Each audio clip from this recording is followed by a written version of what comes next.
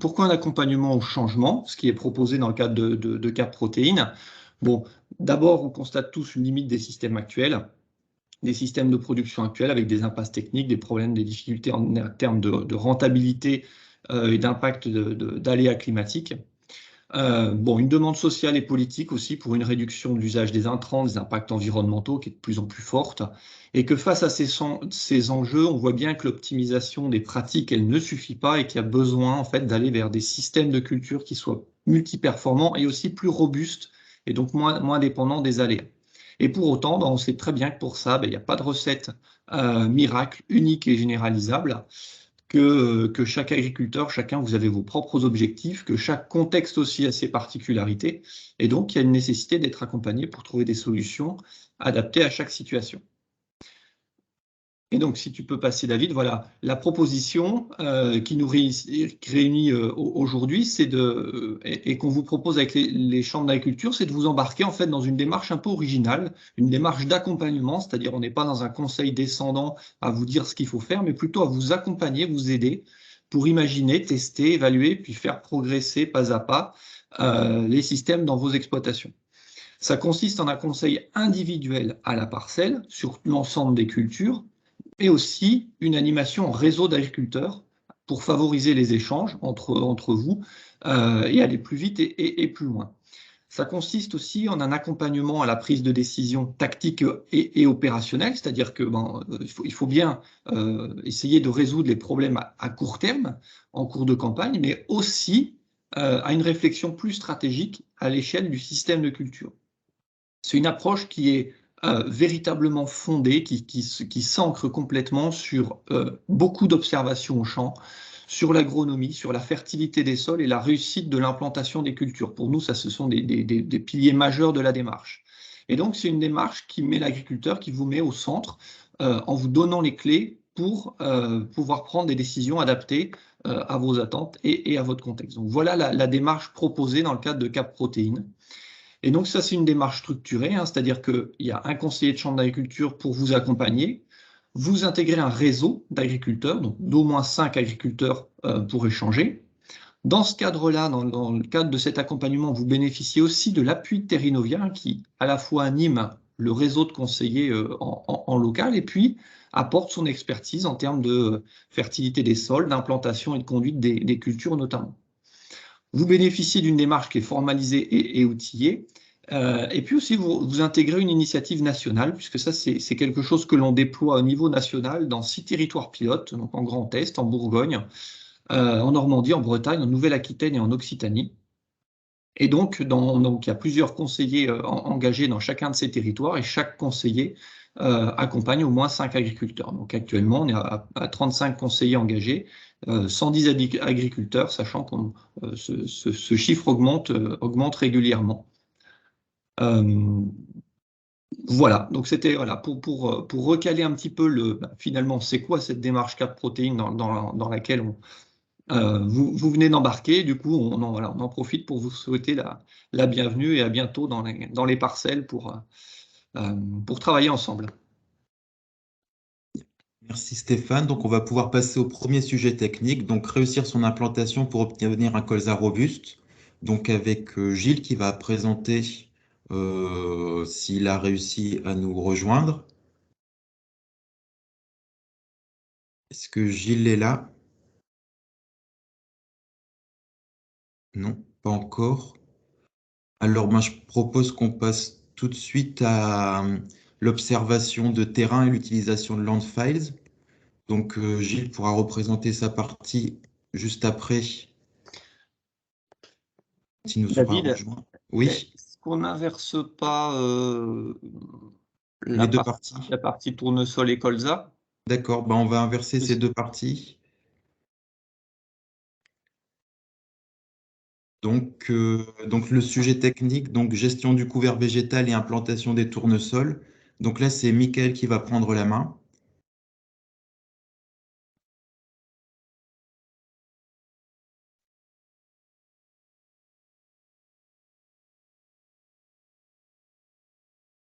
Mickaël.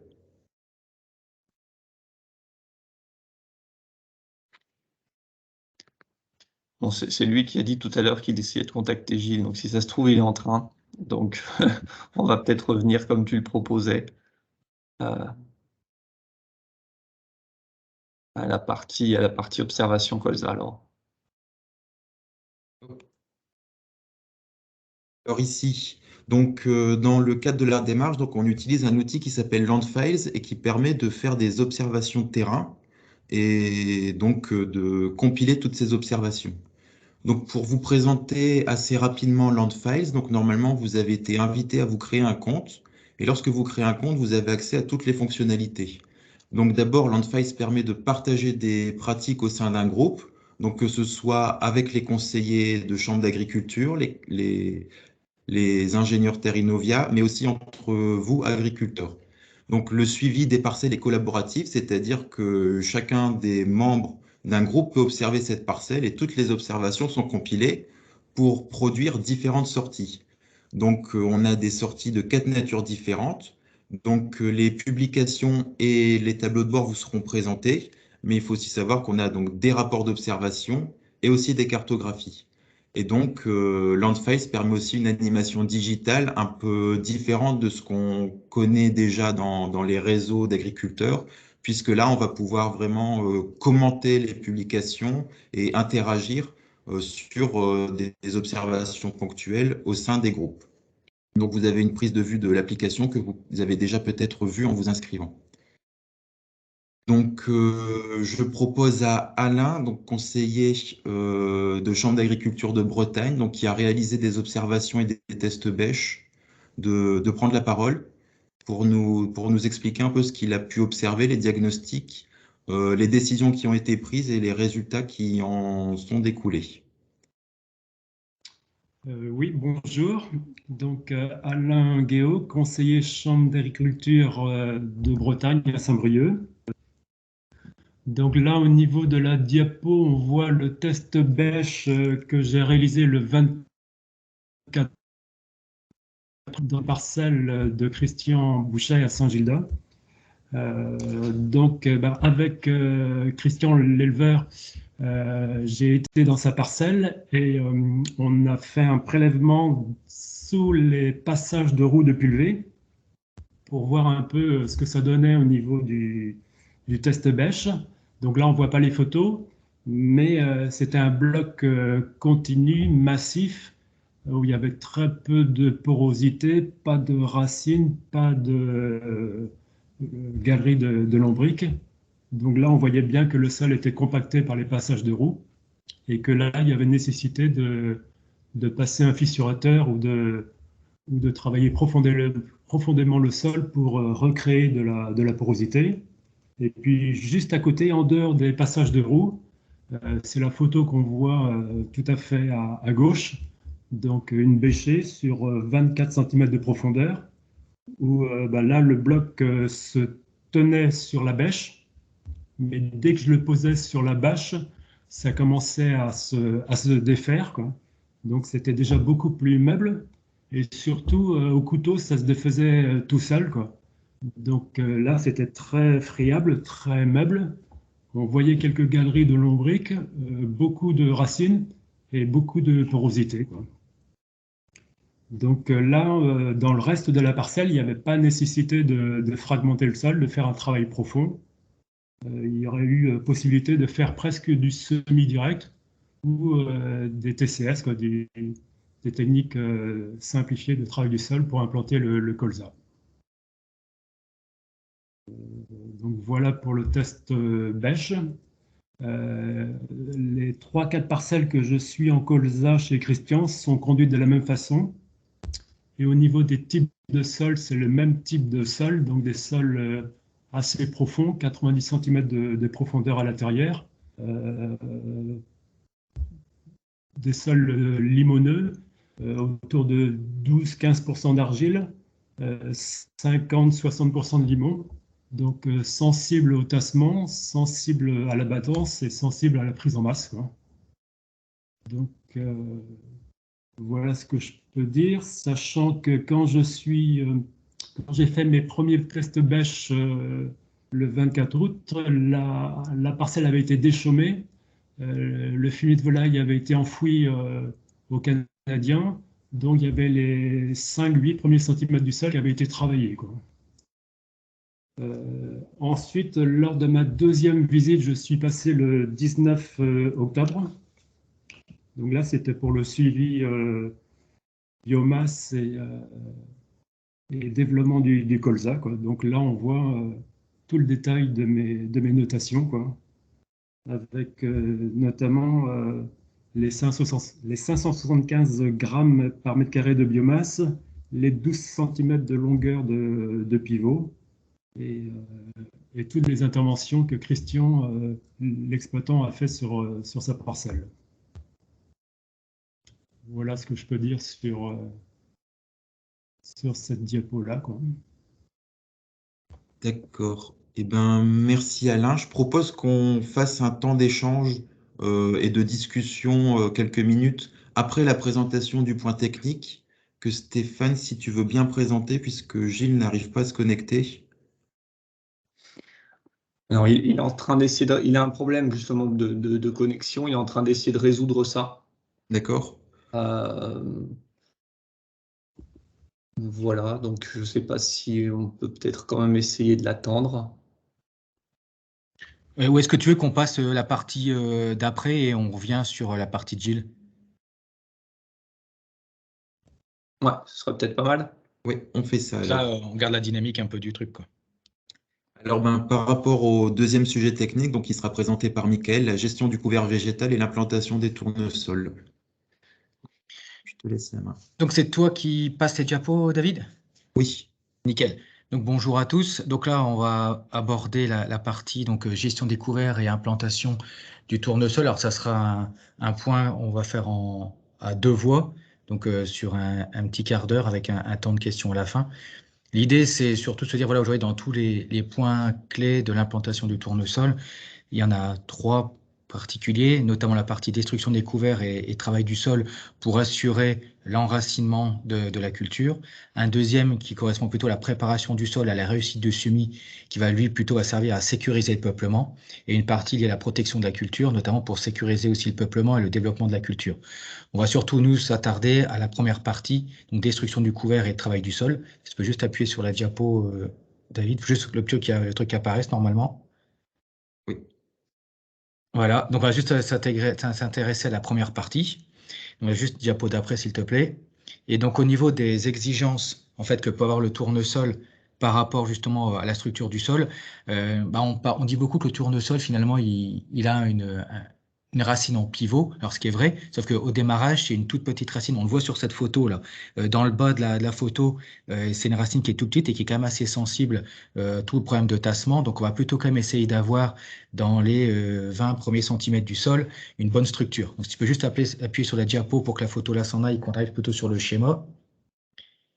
Merci. Et donc du coup là, l'idée c'est qu'on arrive à avoir donc en surface un lit de semences assez fin pour assurer un bon contact sol-graine. Alors attention quand même sur les sols battants pour éviter que ce soit pas trop fin non plus, que ça puisse se refermer et puis limiter justement l'émergence. Et ensuite, sur les horizons sous-jacents, on va plutôt essayer d'avoir des bons mélanges de terre fine et de motte. Et puis surtout, et on en parlera tout à l'heure sur la partie implantation, c'est éviter aussi le passage l'absence de lissage qui va surtout être présent au moment du passage profond qui peut être fait sur l'automne, notamment dans les sols argileux, voire des passages qui peuvent être faits au printemps lors de passages sur des sols encore semi-plastiques. Et puis, on va essayer d'avoir sur les 20-30 cm de profondeur une structure qui soit assez poreuse pour justement ne pas pénaliser l'enracinement en profondeur. Et c'est vrai qu'aujourd'hui, il y a quand même une multiplicité des nouvelles façons d'implanter le tournesol, notamment avec les applications, avec le passage de strip-till, et elles doivent vraiment être faites en cohérence avec le diagnostic du milieu, en ayant fait justement des tests bêches ou des profils. Diapo d'après, s'il te plaît.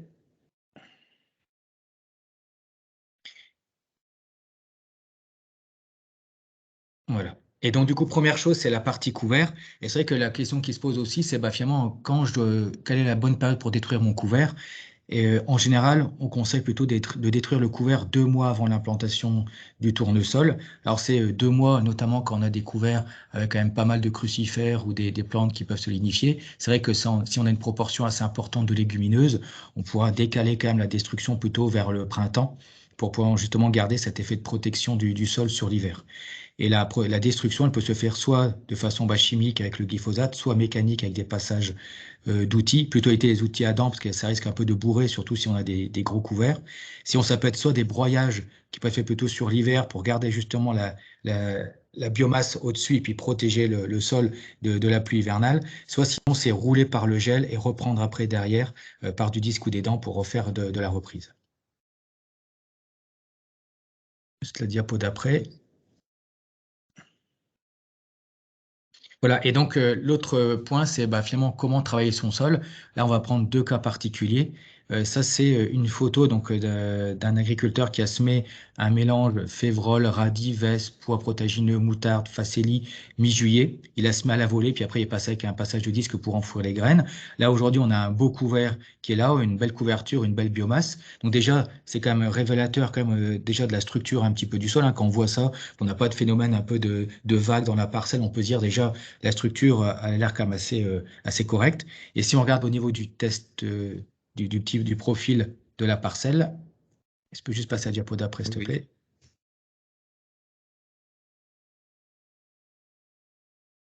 Voilà, donc ça c'est une petite coupe du sol et ce qu'on voit c'est que dans les 5 premiers centimètres, on a quand même une bonne structure et ça c'est lié au passage de l'outil qui a permis d'enfouir les graines qui a été pondu à la volée. Et puis ce qu'on voit surtout c'est que jusqu'à quasiment 20 cm, on a une bonne structure avec des modes qui sont quand même qui se cassent assez facilement et surtout une bonne activité biologique. Hein. On voit sur la petite photo à côté des passages d'anécique et c'est vrai que dans cette parcelle-là, on n'a pas du tout de problème de structure.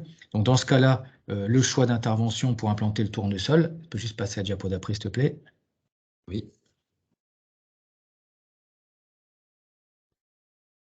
Donc ça arrive.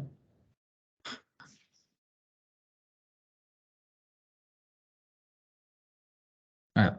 Ça, c'est un petit tableau qui permet justement de faire un petit peu le choix entre les différents outils. Donc, vous avez les outils en fonction de la profondeur de travail du sol, donc en ordonnée, et en abscisse, le travail qui est fait, soit fragmentation avec peu d'enfouissement, fragmentation avec enfouissement mais sans retournement, et carrément sur la droite, donc c'est le labour qui permet la fragmentation et l'enfouissement des résidus. Et ce qu'on voit finalement dans le cas qu'on a montré tout à l'heure, où finalement on a une bonne structure sur les 20 premiers centimètres du sol, tu peux appuyer sur la diapo. Voilà. On va plutôt être sur le premier cas au-dessus. On va plutôt pouvoir raisonner avec des outils superficiels, là plutôt des passages notamment de vibroculteurs, voire des passages de rotatifs pour au moins préparer le lit de semence, le réchauffer et permettre d'avoir un bon démarrage de la culture. Mais c'est que dans ce cas-là, un travail profond n'aura pas forcément beaucoup d'intérêt. Par contre, si on regarde donc la diapo d'après, et dans ce cas-là, on peut faire un passage donc, qui sera fait, alors si on est sur un sol avec une teneur en argile assez importante ou une forte teneur en matière organique, plutôt une destruction avec des outils plutôt sur l'hiver. Alors attention, quand on est sur un travail superficiel, on va quand même laisser pas mal de résidus en surface. Donc attention quand même au risque limace. Donc il faut vraiment faire attention à la reprise au printemps pour essayer quand même de pouvoir mulcher davantage les résidus et éviter que ça fasse un peu des nids à limaces. Et par contre, quand on est sur des sols avec des teneurs en argile inférieures à 20%, on pourra décaler le travail du sol plutôt sur le printemps. L'intérêt, c'est que ces sols qui sont avec des teneurs en matière organique inférieures en argile à moins de 20%, on a plutôt des capacités, des risques de reprise en masse sur l'hiver qui sont importants aussi. Donc, on va plutôt décaler l'intervention au printemps pour justement refaire cette structure-là. Si on passe à la diapo d'après, donc là, si on est sur le cas numéro 2, Oui. donc là, on est sur un autre type de parcelle où là, on a toujours un sol poreux sur les 5 premiers centimètres. Pareil, là, c'était lié au passage des outils pour implanter le couvert. Et ce qu'on voit, c'est par contre à partir de entre 12 et 17 centimètres, on a une zone avec un manque de porosité qui est quand même assez fort. Vous voyez sur les mottes, on voit quand même des faces quand même assez plates, pas beaucoup d'activité biologique. Il n'y a pas du tout de perforation ni de passage. On en voit un peu sur la photo, un peu dans le bas, mais dans cette zone-là, on voit quasiment rien. Donc, dans ce cas-là, il y a plutôt un travail profond qui est plutôt nécessaire. Donc là, je peux juste remettre la diapo d'après, s'il te plaît. On reprend notre tableau de tout à l'heure. Et par contre, on va être sur la case juste en dessous. On peut juste, voilà, merci. On va plutôt être donc sur la case du milieu avec des outils plutôt. Alors, soit on pourra faire du labour, soit plutôt des outils de pseudo-labour, type des passages de chisel pour vraiment éclater cette zone un peu compacte. Soit on peut passer aussi du décompacteur, mais par contre, c'est que là, on a plutôt tendance à pas trop enfouir aussi les résidus, surtout quand on a un gros couvert. Il y aura forcément une reprise au printemps qui sera faite pour vraiment mieux mulcher ces couverts, enfin ces résidus végétaux, et éviter que ça puisse faire des zones, avoir des mauvais contacts entre sol et graines, et puis surtout favoriser la présence de limaces aussi dans la culture suivante. Et donc, dans ce cas-là, je peux juste passer à la dernière diapo, s'il te plaît. Ah ouais, c'est fini, il n'y a plus. Et en fait, il y avait une autre diapo, logiquement, c'était en fait le travail du sol dans ce cas-là. On va plutôt le faire à l'automne sur les sols avec des plus de 20% d'argile et le décaler au printemps, comme tout à l'heure, sur des sols avec soit des faibles teneurs en matière organique ou des teneurs en argile inférieures à 20%.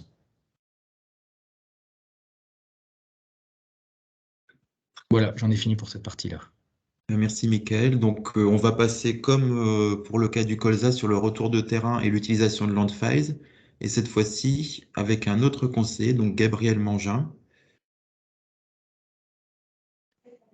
Bonjour David, est-ce que mon micro Oui, fonctionne? bonjour. Très bien, C'est bon, bonjour. on t'entend. Super, bonjour à tous. Donc je me présente, Gabriel Mangin, j'occupe un poste de conseiller agronomie production végétale à la Chambre d'agriculture de l'Ariège. Donc l'objectif là de ces quelques diapos, donc comme le disait David, c'est de vous faire un retour terrain, utilisation de Landfiles, donc notamment en lien là, avec la gestion couvert et une plantation tournesol.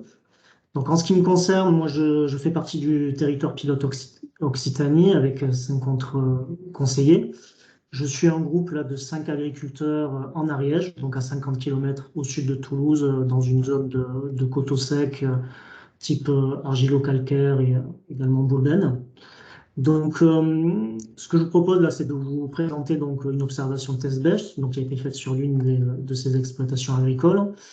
Ensuite, de vous présenter les décisions prises par l'agriculteur au cours de la campagne et également les résultats observés. Donc, en ce qui concerne ce test bêche, donc là, on est sur une exploitation voilà, de 150 hectares en conventionnel grande culture. Donc, ce test bêche a été réalisé donc, cet été, donc le 10 août, là, sur 2 parcelles de tournesol voisines. Voilà, l'une ayant reçu un couvert de févrole à l'interculture et l'autre sans couvert de févrole. Donc, sur la parcelle avec couvert, donc déjà, première impression, donc ce 10 août, là, il y avait peut-être eu quelques pluies, là, peut-être 5 mm une semaine avant, mais en tout cas, la bêche est rentrée vraiment très bien dans le sol. Là, j'ai pu sortir en bloc là, sur une vingtaine de centimètres. Donc l'état général, c'est que de ce bloc, il se tient bien il se tient sur la bêche, voilà, il se désagrège en motte sur la bâche et voilà, avec également de la terre fine, là, comme vous pouvez le voir sur la photo de droite. Et en ce qui concerne les mottes, on a de la porosité hein, visible à l'œil, il y a des galeries, présence de racines aussi, donc plutôt une motte voilà, poreuse non tassée type gamin. En revanche, c'est vrai qu'à cette période de l'année, on n'a pas observé d'activité biologique, on n'a pas vu de vers de terre, seulement les galeries. Et ce qu'on a fait aussi, donc à une cinquantaine de mètres à côté, sur la parcelle donc, qui n'a pas reçu de couvert, en fait, on a tenté un autre test bêche. Donc même orientation, hein, même type de sol, même localisation. Et là, par contre, voilà, la bêche, là, impossible de rentrer dans la terre à plus de 5 cm. Donc c'était assez parlant, on va dire, entre ces deux parcelles-là. En ce qui concerne les décisions prises par l'agriculteur, donc sur la diapo suivante. Oui. Donc là, vous voyez la comparaison entre la parcelle avec et sans couvert. Donc pour les féveroles, donc on a un précédent blé. Donc féverole, donc semé à la volée avec les pendeurs d'engrais. Donc semé fin septembre, enfoui au chisel. Et une destruction qui a eu lieu vers le 15 mars 2021. Et détruite à la herse rotative. Et un semis de tournesol qui a été réalisé quelques jours après. C'est de l'ordre de 5 jours voilà, après la destruction du couvert sur une densité d'environ 75 000 graines. En termes d'intervention, on a eu 2 désherbages. Là, à la prélevée avec de la Tipacoa et en post-levé 6 feuilles du pulsar en 2 passages. Il y a également eu du fongicide là, qui a été fait, du filant avec du bord. Ah oui, et pendant l'hiver également, pour lutter contre le régras sur la févrole, il y a eu également du CAB qui a été mis. Et voilà, et puis une récolte du coup là, début octobre de cette année. Donc en termes de résultats observés par l'agriculteur sur la diapo suivante, sur la diapo, voilà, merci. Donc là-dessus, donc c'est une parcelle, c'est des parcelles, les deux parcelles, là on est sur des coteaux, je vous disais, donc il y a de la pente. Donc une diminution nette là, observée de l'érosion sur la parcelle avec couvert. Également, l'agriculteur qui observe une terne plus fine, voilà, beaucoup plus facile à travailler et également qui garde mieux la fraîcheur, notamment après le passage de la rotative. Moins de dégâts d'oiseaux observés avec les pigeons également au printemps. Alors, les pigeons vont quand même sur la parcelle avec couvert, mais en tout cas, les observations faites montrent clairement une préférence des pigeons pour la parcelle sans couvert. Donc là-dessus, c'est vrai que parmi les discussions qui ont eu lieu avec des chasseurs, tout ça, c'est vrai que il se pourrait que les pigeons voilà, ne se sentent pas rassurés voilà, avec la présence de résidus sur le sol. Voilà, en tout cas, c'est une hypothèse qui est avancée. On a observé également une bonne levée du tournesol et puis bien sûr un bon rendement là, de l'ordre de 35 quintaux sur la parcelle ayant reçu les couverts, contre 25 quintaux sur la parcelle voilà, voisine sans couvert de févrole. Voilà David. Très bien, merci Gabriel. Présentation. Alors je propose qu'on prenne un temps d'échange, quelques minutes, pour discuter, interagir sur le sujet du tournesol. Donc Stéphane, est-ce qu'il y a eu des questions dans le chat? Est-ce qu'il y a des personnes qui veulent intervenir?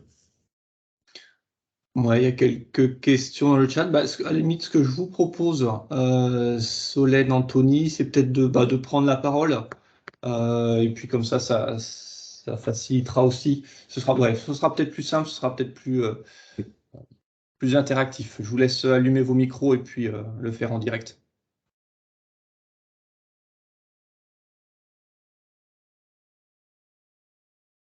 Solène, peut-être si tu veux commencer.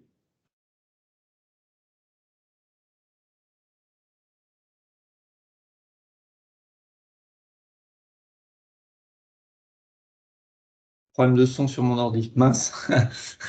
Bon, on a décidément, on a des problèmes techniques. Et ben, c'est pas grave. Donc, peut-être avant de laisser la parole à Anthony, il y a plusieurs éléments.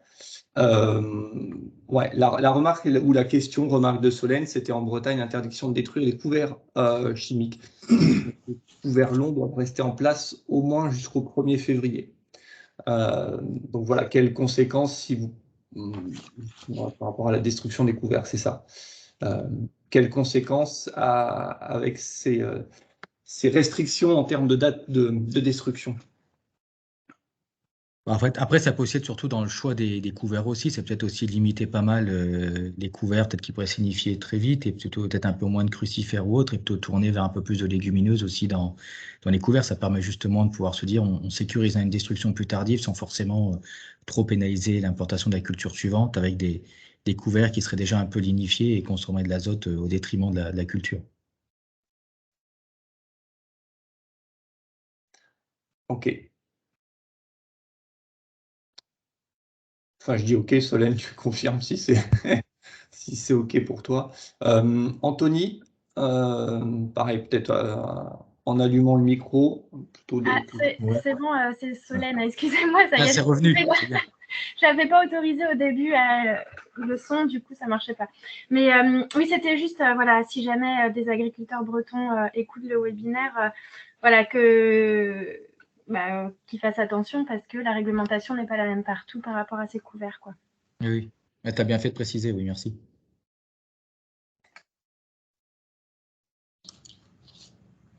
Du coup, moi aussi, bonjour, c'est Anthony. C'était juste une précision aussi par rapport à des essais qui avaient été faits, je pense, depuis les années 2000-2010, on va dire, sur les périodes de destruction et d'implantation des couverts. C'est vrai que initialement, on était parti plutôt sur des implantations plus précoce de couvert pour pouvoir les détruire et reprendre, on va dire, un itinéraire technique en termes de travail du sol classique sur les argiles, avec des développements qui n'étaient pas du tout satisfaisants. Donc aujourd'hui, c'est pas trop ce qui se pratique, mais bon, tous ceux qui sont là et qui sont du sud-ouest comprendront ma remarque. Et ensuite, c'était une question pour Gabriel. Comment tu expliques une telle différence de rendement entre les deux parcelles, les comptages à la levée Alors, salut Anthony. Bah, écoutez, là-dessus, c'est vrai que je suis d'accord avec toi, hein, c'est une différence assez nette.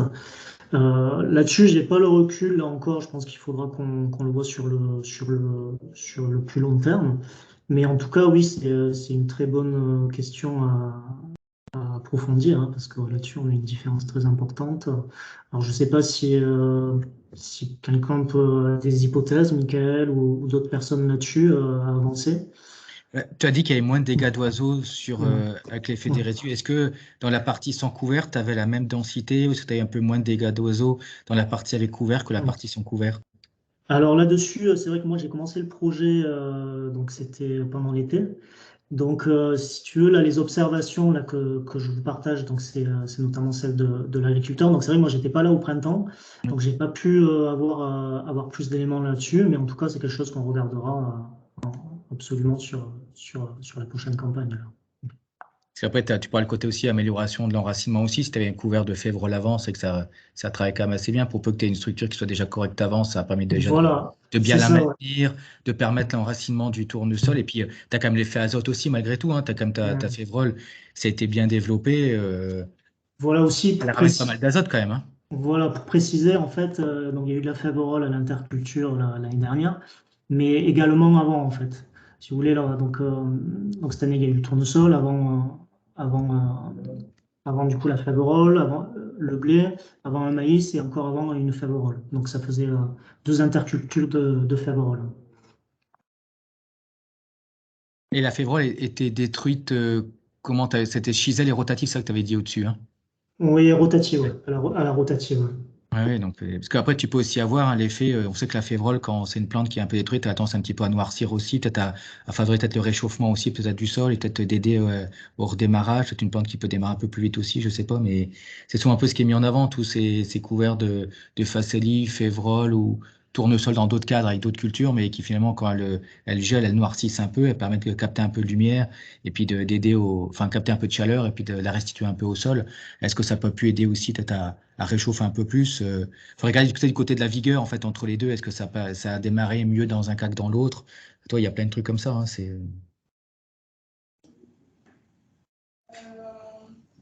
Alors cette année, j'ai pas l'impression, enfin on n'avait pas l'itinéraire, c'est encore Anthony, on n'avait pas l'impression que le rendement historique moyen du secteur, je sais pas Gabriel, ça doit tourner autour de 25, 23, 25, non, peut-être plus, je sais Un pas. petit peu plus là sur le secteur, on était à 25-30 ans.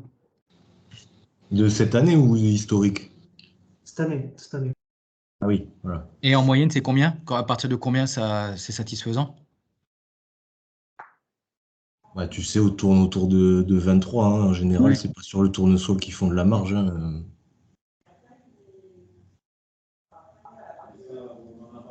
Oui, juste une remarque par rapport à ces itinéraires avec couvert. C'est vrai que c'est intéressant pour tout un tas de raisons. Néanmoins, parfois, on peut se retrouver avec des passages qui sont multipliés, avec parfois des coûts de mécanisation qui sont finalement plus élevés que des itinéraires, on va dire, plus classiques. Donc ça, c'est un premier point d'attention. Et puis ensuite, le deuxième point, c'est que c'est vrai que là, enfin voilà, ça doit faire 3-4 ans qu'on a des conditions qui sont quand même assez bonnes pour la destruction mécanique des couverts, mais c'est pas forcément le cas peut-être tous les ans. Alors je pourrais pas dire en fréquence, mais on peut se retrouver avec des soucis d'humidité au printemps qui font qu'on décale énormément les semis de tournesol. Moi, ça arrivé pour plusieurs agriculteurs qui ont dû décaler les semis de tournesol de façon trop importante pour ce qui pénalise le rendement derrière. Après, peut-être le choix du couvert aussi, peut-être à regarder aussi. Ben, le choix du couvert, nous, c'est Févrole, hein, C'est ou Févrole, alors ouais. ou alors avec un peu de Facelli, Parce que peut-être. réglementairement, vous avez le droit de faire 100% légumineuses en Ouais, couvert avant ouais, tournesol? enfin, nous, on n'a pas d'interdiction sur ça. Ouais. On a la possibilité de les détruire dès le 1er octobre en zone argile. Et ça va changer bientôt. Enfin, la définition de la zone argile va changer normalement. Et au 1er novembre de manière normale, quoi, classique. C'est même pour une destruction du 1er novembre, ils ont du mal à retravailler au Ah non, printemps. non, non, non, Ah oui, non, du tout. Mais c'est au pour des 1er. destructions au printemps plutôt. Et oui, oui, bien sûr, Oui, parce qu'au oui, 1er novembre, si tu veux, tu n'auras jamais un couvert suffisamment c'est ça, voilà. développé. Ouais. On n'arrive pas à semer des espèces, que ce soit de la veste, que ce soit des graminées, que ce soit des crucifères, qui puissent s'implanter et survivre correctement pendant l'été, tout en ayant développé une biomasse suffisante pour qu'on se dise on a fait le job et on peut détruire au 1er novembre, quoi.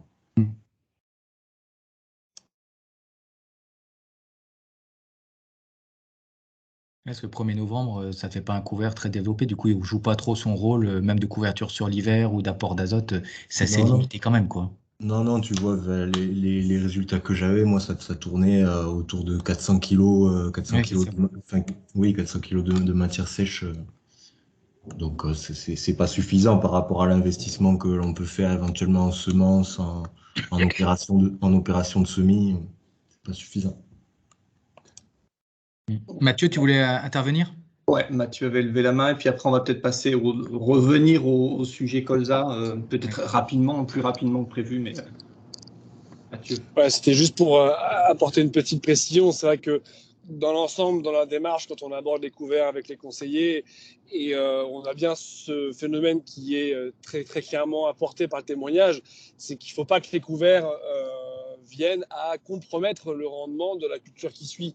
Et le témoignage de dire, dans un secteur, on n'avait pas réussi à trouver la bonne formule pour qu'on ne décale pas trop les semis de tournesol, et on voit bien que si le couvert empêche au final de semer de décaler vraiment trop à l'extrême la date du semis de tournesol, et qui conditionne énormément la réussite avec le peuplement, c'est bien de dire que la démarche du couvert, elle doit s'intégrer dans l'ensemble du système, et que très souvent, on part du principe que la chose première à se poser comme question, c'est comment j'adapte mon couvert à mon semis de ma culture qui suit, et rentre bien sûr en compte la date de semis et de ce fait la date de gestion du travail du sol.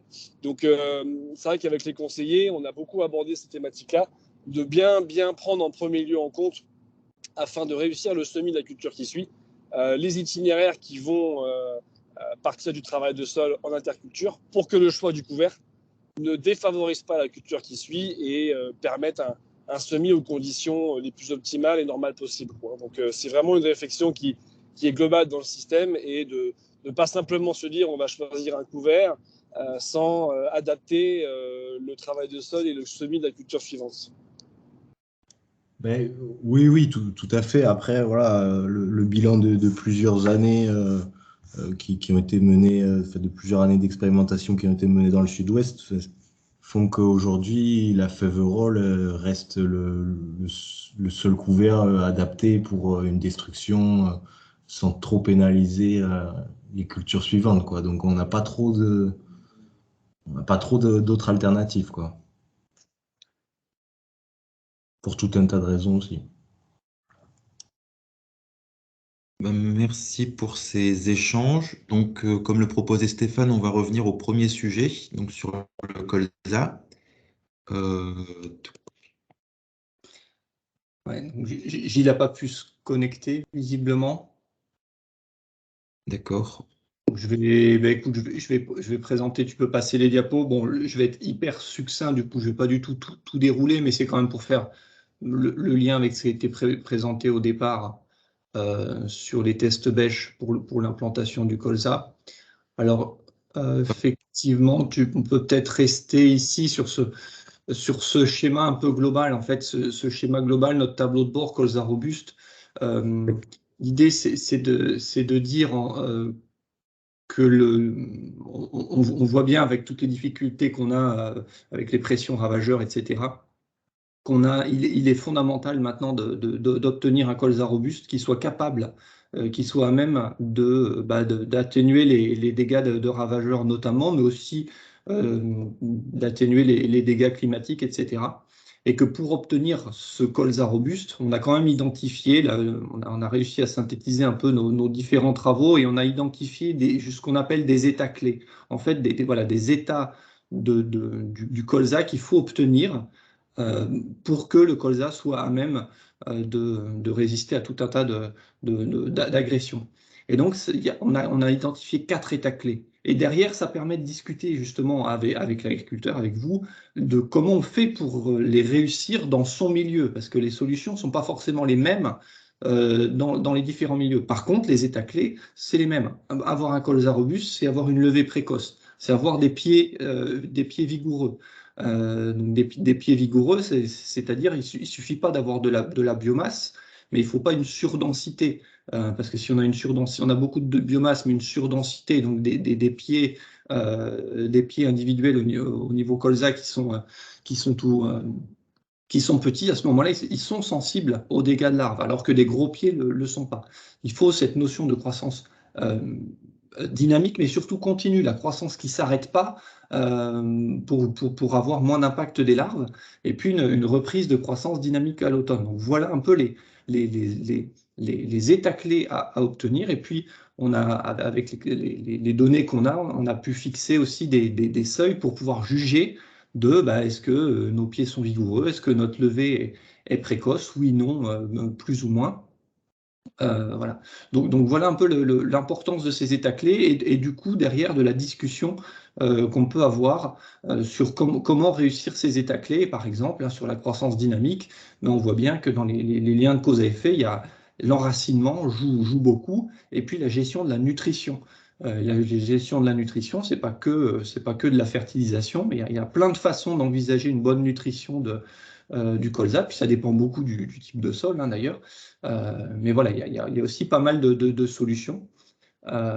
Et donc évidemment, ce qui est très important ici, et notamment à l'implantation, c'est justement gérer ce compromis entre, par exemple, assurer une bonne structure du sol pour avoir un bon pivot, éventuellement, du coup, travailler le sol pour favoriser l'enracinement, et en même temps, ne pas trop assécher le sol en multipliant ou en allant plus profond que nécessaire en termes de travail du sol. Donc, en fait, un des gros enjeux au niveau de l'implantation, c'est de trouver ce juste milieu de travail du sol pour à la fois avoir un bon enracinement, mais aussi ne pas assécher le sol et garantir la levée. D'où l'importance du test bêche et des tests notamment qui ont été présentés tout à l'heure. Après, tu peux peut-être passer juste très rapidement sur les photos, je crois.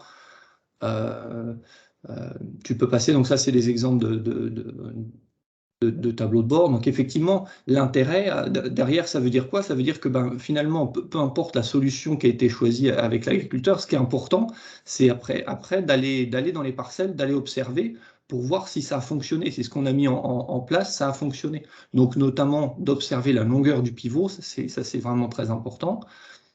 Tu peux passer. De mesurer la biomasse du colza, donc la biomasse au mètre carré, et en comptant le nombre de pieds pour ramener la biomasse par pied de colza. Ça, c'est un indicateur qui est très très important, notamment pour gérer les cas où on a des surdensités de colza. Tu peux passer sur ces aspects-là.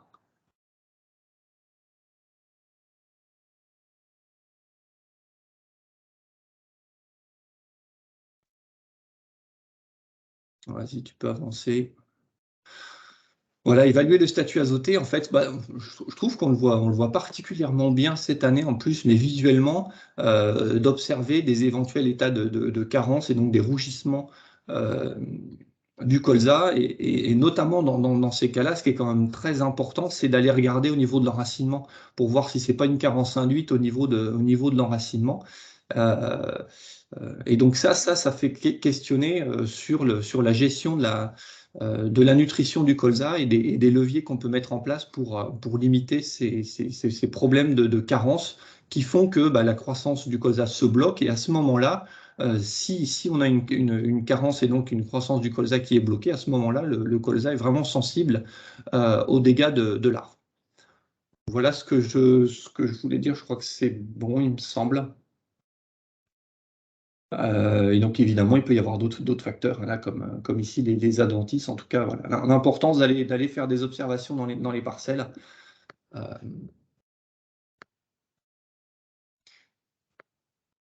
Donc, on peut s'arrêter là. Et puis, peut-être tu peux dire un mot, David, sur le tableau de bord. Oui.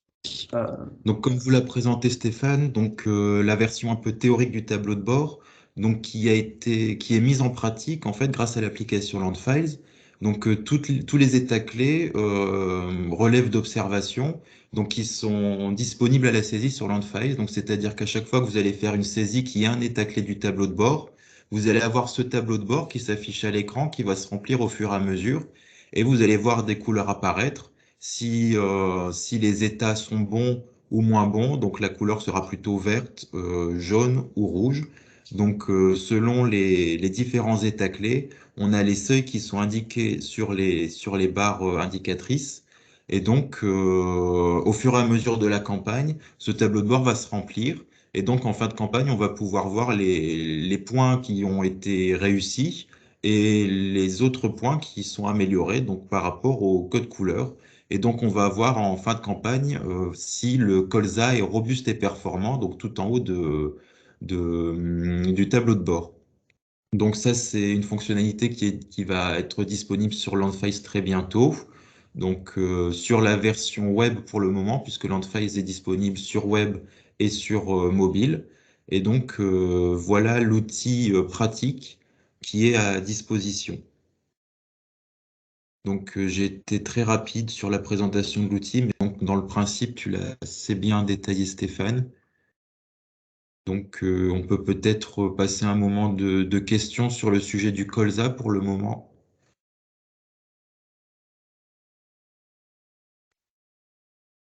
Ouais, n'hésitez pas, alors, bon, que ce soit sur le colza, que ce soit plus généralement sur la démarche, hein, pour ceux qui viennent un peu d'arriver dans la démarche. Donc voilà, n'hésitez pas à prendre la parole.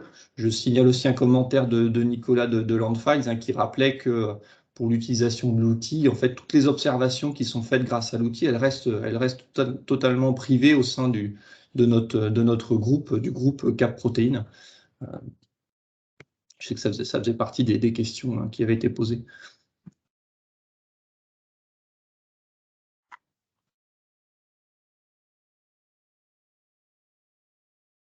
Alors sur la partie implantation, les tests bêches, j'ai vu qu'il y avait pas mal de tests bêches qui ont été faits par pas mal d'entre vous. Donc j'ai l'impression que c'est quelque chose qui est devenu un peu presque une routine. Donc je ne sais pas si vous confirmez, si pour vous c'est quelque chose qui est facile à mettre en œuvre, à interpréter, et si ça vous a aidé à discuter et à optimiser les implantations.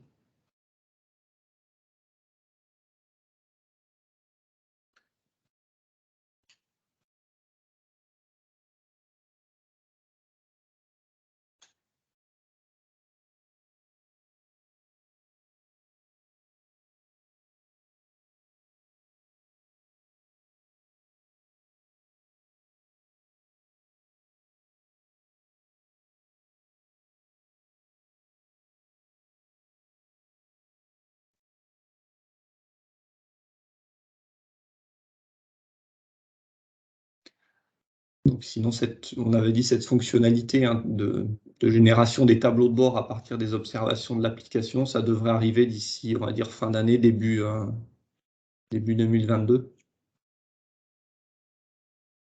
Il y a potentiellement aussi d'autres questions par rapport à l'utilisation de l'application, l'accès, notamment pour les agriculteurs.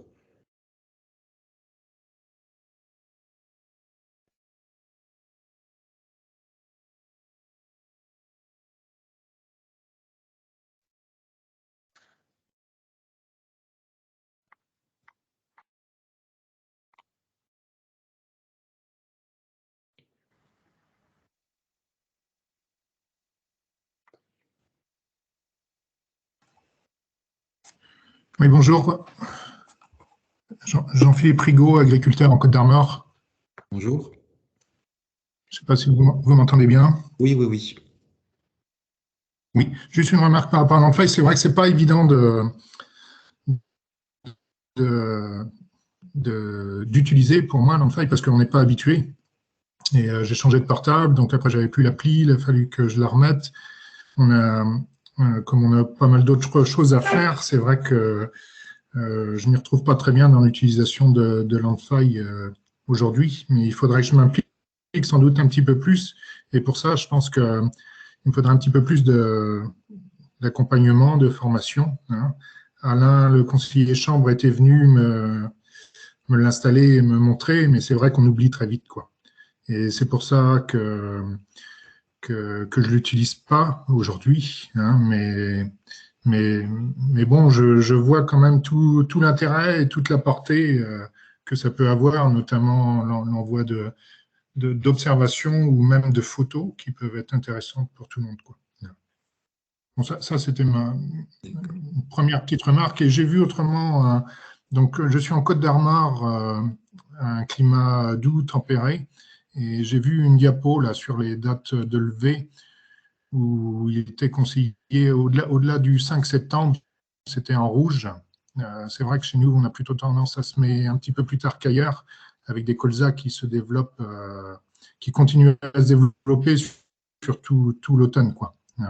Donc, par exemple, moi, j'ai semé le 1er et 2 septembre, donc ça faisait des colzas levés une semaine après, à peu près. On va dire le 8 septembre, qui aujourd'hui, je pense, sont rendus en partie entre 1 et 2 kilos, voire 2 kilos de matière sèche au mètre carré, quoi. Donc, juste sur cette diapo, je pense qu'il faut faire attention suivant la localisation des colzas et suivant la météo, et notamment les températures douces, parce que je pense que la date du 5 qui était en rouge, là, 5 septembre, n'est pas bonne pour nous. Voilà, c'était juste mes deux petites remarques. Bonjour Jean-Philippe, c'est Nicolas de Landwise. Merci pour la remarque. Ce que je propose, c'est qu'on s'appelle, comme ça on vous accompagnera et puis on prend le temps d'échanger tous les deux ou avec mon équipe. Et il n'y a pas de souci, on a l'habitude de faire ça, c'est normal. Il faut prendre un peu le temps de prendre la main avec l'outil. Donc voilà, on le fera. Puis s'il y a d'autres personnes qui sont dans le même cas, n'hésitez pas à poser la question également. Après, bon, j'avoue, je ne me suis pas forcément impliqué énormément, mais bon, je pense qu'il y a beaucoup d'agriculteurs qui sont dans le même cas, c'est-à-dire que c'est aussi une question de temps et voilà, qu'on ne prend pas forcément le temps de s'arrêter justement pour utiliser l'outil. Vous verrez, en fait, une fois qu'on l'a fait ensemble, voilà, une fois ou deux, après, ce sera simple, mais il faut toujours se mettre le pied à l'étrier, puis ça, nous, on est là pour vous aider. Il n'y a aucun souci, c'est normal. OK. Voilà. OK, bah je vous enverrai un message. D'accord. Sur les dates de levée, hein, dans le tableau de bord, l'idée, c'est surtout, au niveau date de levée, hein, levée précoce, c'est surtout l'esquive des altises adultes. Et ça, à peu près dans toutes les régions, de toute façon, elles arrivent à peu près toutes au même moment. Donc ça, c'est quand même assez, on s'y retrouve régionalement. Mais effectivement, c'est vraiment surtout ciblé altises adultes. Dès qu'on parle des larves, là, c'est plus ce critère-là qui est à prendre en compte, en fait. Je vois dans le chat encore une question, là, une remarque de Sébastien. Alors, ce serait peut-être mieux, pareil, d'ouvrir le micro pour partager un peu ce témoignage sur le résultat d'un test bêche.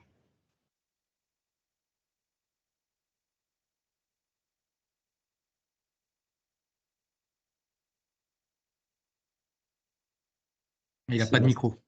Ouais, si c'est possible d'activer le micro. Non, il a dit qu'il n'a pas de micro, en fait. Il a mis un message dans le chat disant qu'il n'avait pas de micro. Mince, pardon. OK, ouais, j'ai pas vu. OK. Donc, ce que dit Sébastien, c'est que l'expérience d'un mauvais test bêche, hein, c'est-à-dire qu'il a essayé avec une fourche qui rentrait mal dans le sol et que finalement, le colza s'est bien développé, bien enraciné. Voilà. Donc après, voyant enfin, oui, voyant ce témoignage, déjà, ça montre que le test bêche n'est pas l'outil miraculeux qui prédit exactement la suite, d'où l'intérêt dans tous les cas d'aller vérifier au niveau enracinement le bilan de ce qui a été fait, ça c'est très important. La deuxième chose, c'est que oui, test bêche, ça dépend aussi quand est-ce qu'on le fait. Si c'est dans une période un peu sèche, c'est tout simplement le sec qui peut faire la difficulté de faire pénétrer la fourche ou la bêche, ou même quand on regarde les modes, d'avoir une impression de mode très dur avec peu de porosité, alors qu'en fait, c'est principalement un problème de sec. Donc voilà, il peut y avoir aussi cette difficulté-là avec le test bêche, d'où l'intérêt, si on peut, de le faire dans des conditions plutôt un peu plus humides, et donc de l'anticiper pas mal, quoi. Je suis tout à fait d'accord avec toi, Stéphane, pour ça que je veux aussi réagir, tu l'as fait avant moi aussi, c'est bien, c'est que des fois ça arrive aussi qu'on essaie d'enfourcher, de mettre la fourche et on n'y arrive pas, et ça bien souvent il y a plutôt intérêt, c'est de le faire plutôt en avril-mai de l'année d'avant déjà, c'est qu'on a souvent des conditions un peu plus favorables, et c'est vrai que quand on le fait juste avant le semis du colza, c'est quand on le fait sur des sols secs, on a du mal à rentrer la fourche, on se dit le sol est assez, en fait comme tu dis c'est exactement ça, c'est vraiment le sec qui fait qu'on n'arrive pas à rentrer la fourche, ça ne veut pas forcément dire que la structure est mauvaise en dessous, et la preuve, toi, il nous dit aussi que son semoir est bien rentré, que les conditions sèches derrière ont permis aussi de bien restructurer, mais je pense que la structure devait être déjà pas mauvaise non plus à la base, et qui fait qu'aujourd'hui, il y a quand même un bon pivot. Donc, ça rejoint ce que tu dis, c'est le moment aussi pour faire le test bêche, qui est important aussi pour faire un bon diagnostic.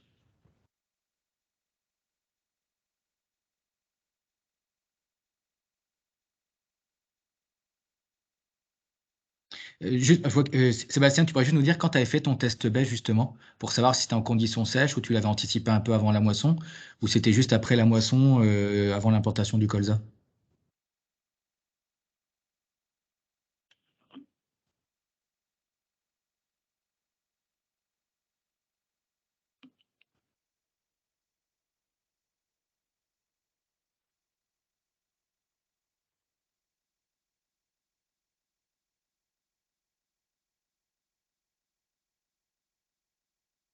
Et donc peut-être que c'était sec déjà à la moisson et du coup ça n'a pas forcément. Parce que des fois les outils rentrent plus facilement que la bêche, hein. Surtout si c'est un semoir à dents, donc ça peut expliquer pourquoi c'était compliqué. Ouais.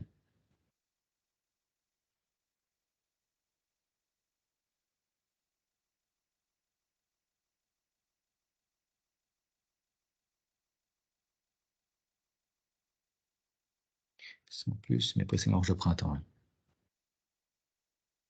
Ouais, donc récolte tardive, peut-être que ça a aussi asséché un peu plus aussi après la moisson.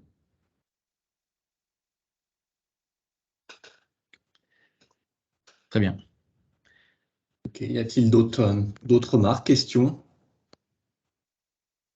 sur ce sujet technique ou plus largement?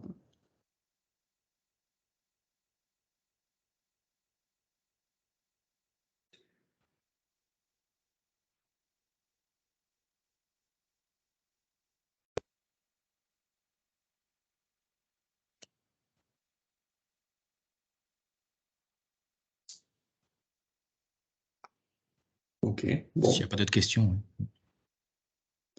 Bon, eh bien, s'il n'y a pas d'autres questions, on va s'arrêter là. Donc, on vous remercie pour votre participation et donc on vous retrouvera en bordure de champ pour les observations terrain avec les conseillers ou les ingénieurs Terrinovia. Donc, je vous remercie et passez une bonne journée. Au revoir. Merci, au revoir à tous.